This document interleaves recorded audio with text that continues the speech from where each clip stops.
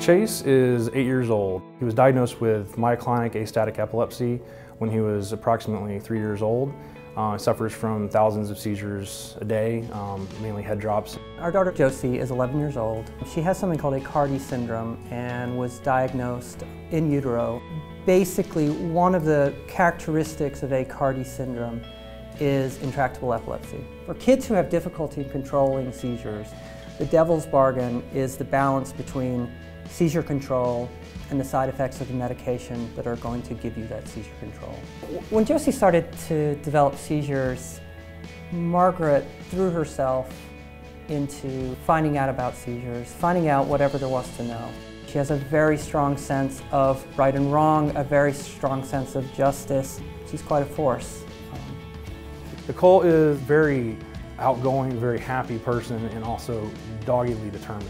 For her to have a kid like Chase, who is as needy as it gets, very difficult to take care of in a chemistry way, in a behavior way, and whatever. It's a problem to be solved for. It's a thing to get done, and she's going to figure out the most efficient way to make that happen. My daughter's been through 10 medications. She's currently on 3 medications, and even within that, she still has an average of 3 to 4 to 5 seizures a day. We've done what a lot of other families have had to do with kids with intractable epilepsy. So you have the ketogenic diet, you have multiple rounds of steroid treatment. We've had 9 pharmaceuticals that have worked to varying degrees, and then recently we added medical marijuana as one of those treatments.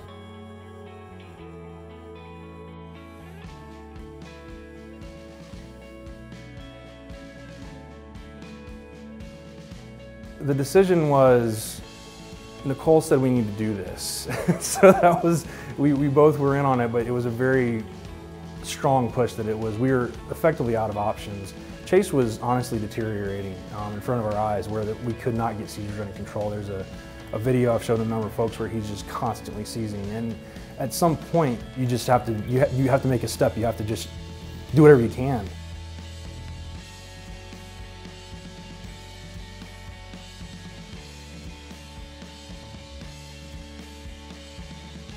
Nicole contacted Margaret and basically, said, I'm working on this. Would you join me? We had seen Margaret had posted a fantastic article, really impressed with kind of her advocacy for her daughter. When Margaret was training to be an academic, I don't think she ever thought that the ability to sway people would be something that she would be using for something like this. Nicole actually was asked to come speak, so she had to create a whole support plan for Chase in order for him to be taken care of, for her to come out for all of 37 hours. She testified along with Margaret, absolutely killed it in front of them. It was a unanimous passage through committee. She was very calm and very precise in her language. She was amazing.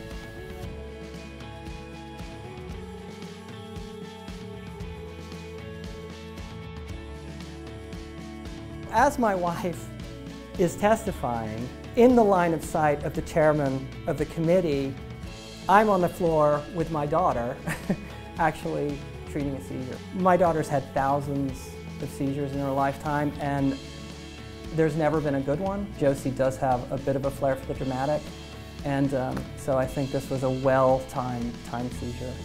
It's Margaret's kid and Nicole's kid, and they're going to do whatever they can as moms to take care of them. It just so happens that involves having to be an advocate in front of 200 people and do work that is just beyond time-consuming and exhausting. But they both did it and just kept on going. It was really impressive to just watch and be a part of. This award is a recognition for her and for the moms that put the time into this, and frankly, because it was successful. It was a huge, fast win. It was completely unexpected.